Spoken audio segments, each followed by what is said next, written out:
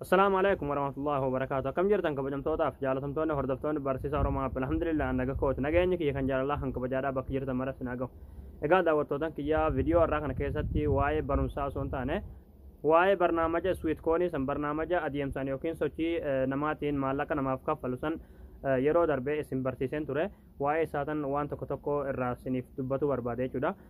Sababa waan kana irraa dubbatu itti barbaades jechuudha. Namoonni baay'een haala kamiin maallaqa irraa baafannaa wanni sun kijiba moo nuuf himii jettanii yeroo baay'ee komentii deddeebiftanii barreessaa jirtan jechuudha. Egaan komentii keessan inumaan arga jechuudha. Egaa daawwattootan kiyyaa barnaamiji sweet koonii sun jechuudha maallaqa dhibbaan dhibbatti ni kaffala kijibaa miti jechuudha isin galee. Namoonni baay'een ni kijibdaahi yoo gartee dhugaa tahee waan isaa haala itti baafannu nuu himi jettanii gama keessaatinis komentii jalattis namoota baay'een arga jechuudha nama na gaafatu.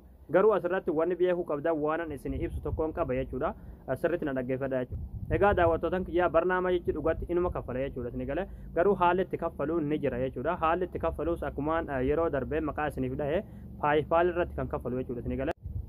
Egaa daawwattootan kiyyaa asirratti wanni isin himuu qabu tokko wanni isin naa beekuu qabdan tokko jechuudha.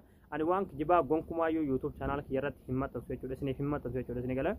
Waan kijibaa sin fedhu waan kijibaatti hin maxxansu jechuudha. Barnaamijni dhugatti ni kaffala jechuudha isin galee. Garuu barnaamijni kun haala itti kaffalu seera bichumatti qaba jechuudha isin galee. Akkumaan yeroo darbe maqaa isiniif dhahe PayPal irratti inni kan kaffalu. PayPal san irratti haala itti kaffalu jechuudha.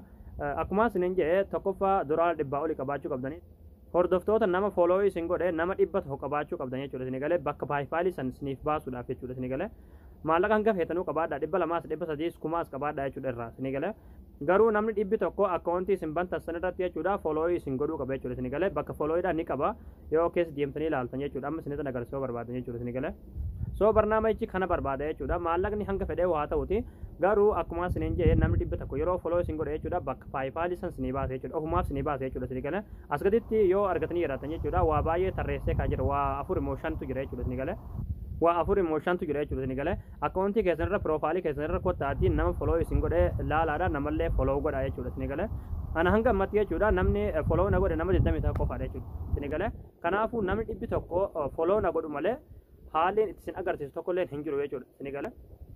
Garuu yeroo namni 100 follow na godhe PayPal san barbaade jechuudha haala itti baafattan isiniif hin mijjeesse jechuudha. Malee barnaamija kijibaati miti jechuudha barnaamija dhugaati jechuudha. Yoo barbaadan YouTube bira galtanii afaan Ingiliffaatiin barreessanii waa'ee isaadhaa sirriitti hubachuu dandeessan jechuudha. Afaan Arabaatiinis afaan Ingiliffaatiinis ni jira jechuudha isin galee.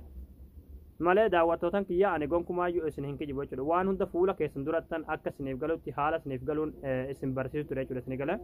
So kanaafuu ani wanni isin kijiba tokkollee hin jiru waan kijibaa ani gonkumaayyuu poostii hin godhu jechuudha isin galee. Wanni ammoo viidiyoon ani dalagu namoonni isin dide nama gartee viidiyoo kiyyaa seeraan isteebii isaadhaa tokko tokkoon hanga dhumaadhaa hin daawwanne jechuudha yookiin nama irra bubbutu malee ani hangaan danda'e haaluma isiniif galu tokkoonan isin barsiisa jechuudha sirrimatti jechuudha isin galee. So kanaafuu viidiyoo irra bubbuttanii ofumaa dogongortanii nu dalaguu dide sobaa kijibaa jettanii waan agartan komentii jalatti waan barreessitaniif hin qabdan jechuudha.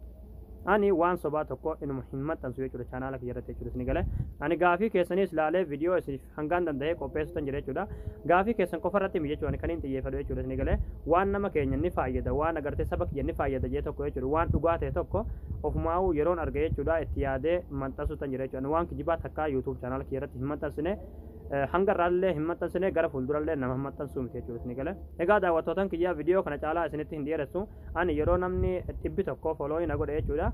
PayPal barbaade haala PayPal itti banattanis haala PayPal irratti immoo maallaqicha dabarfattanis isiniif mijjeessaa isinin agarsiisa. Barnaamijni keessan maallaqa isiniif haala kaahuu na eeggadhaadha jechuudha. Yeroo haalli naamijaa irraa viidiyoo isaadhaa waa'ee isaadhaa isiniif hin maxxansaa jechuudha. Kan kanarraa hafu jechuudha namoonni hanga irraadhaa chaanaala kiyyaa sabiskiraaybii gootan baay'ee tokko galatoomaa baay'ee tokkoon isin kabajaa baay'ee tokkoon isin jaaladha. Kabajaa guddaa na biraa qabdanii. Egaa daawwattootan kiyyaa osoo wal guddifnee baay'ee tokko bareedaadha jechuudha. Rakkinni guddaan keenya wal guddisuu wal jajjabeessuu hin biyennu osoo wal jajjabeessinee wal guddifnee baay'ee tokko gaariidha jechuudha isin galee. Rakkoon keenya guddaan jechuudha bal'ifnee waa hin laallu jechuudha isin galee. Nama waa barsiisu yookiin nama waa irraa baratan tokko sirriitti hin hordoftan jechuudha haalli orma keenyaa tokko jechuudha isin galee. Namni keenya ormi keenya jechuudha nama wal arrabsuu waan hin taane tokko waan hin taane waan fokkataa tokko jala deemuu malee waa'ee barumsaa waan namaaf bu'aa qabu tokko waan keere tokko namni keenya haalaan hin hordofu jechuudha. Egaa daawwattootan kiyyaa fakkeenya tokkoon isinii kenna jechuudha. Uummanni Amaaraa kun baay'ee tokko wal kabajaa baay'ee tokko wal jajjabeessaa baay'ee tokkollee wal guddisa jechuudha isinii galee. Komentii jalatti yaaduma gaarii walii barreessaa viidiyoo walillee sirriitti laayikii walii godhan jechuudha. Uummanni keenya atta laayikii waliif hin godhan jechuudha. Kan wal jajjabeessee wal guddisee bakka guddaa waliin gahuu dhiisee jechuudha isin galee rakkoon guddaan keenya kana jechuudha rakkina kana keessa rabbiin nu haa baasu so kanaafuu nuyis of haa barru jechuudha of baraa jechuudha akkanuma waan hin taane waan gadhee jala hin deebina jechuudha egaa daawwattootan kiyyaa kana caalaa isinitti hin dhiyeessu warroonni YouTube channel kiyyaa faarootaa tan bakka nagaan dhuftan jecha YouTube channel keenya subscribe godhachuun dakkitanaadha yeroo subscribe gootan barumsi asirratti dabarsinu guyyaan nama dura akka isin bira gahuuf mallattoo notification san click itti godhaadha akkasuma barumsan garraadha isin darbee YouTube channel keenya jala seenuudhaan waan isin barachuu dandeessanii barumsa keenya isinitti video keenya like gootanii ammaas isin jabeessuun dakkitanaadha egaa hanga barumsa birootti walitti deebinutti waan hordoftaniif galatooma kanumaan isiniif dhufe ifaadha